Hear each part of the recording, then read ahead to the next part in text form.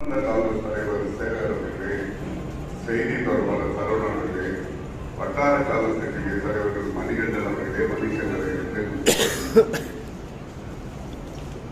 திருவண்ணாமலையிலே சமீபத்திலே வார்டு கவுன்சிலராக தற்போது இருக்கின்ற காங்கிரஸ் கட்சியில் தன்னை அர்ப்பணித்துக் கொண்ட இணைத்துக் கொண்ட செந்தமிழ் செல்வன் அவர்களே, இளைஞர் காங்கிரஸ் கட்சியிலே தளபதி அவர்களே, மாரியப்பன் அவர்களே, விக்கி அவர்களே, உங்கள் எல்லோரையும் நான் அழைத்ததாக கருதுகிறேன்.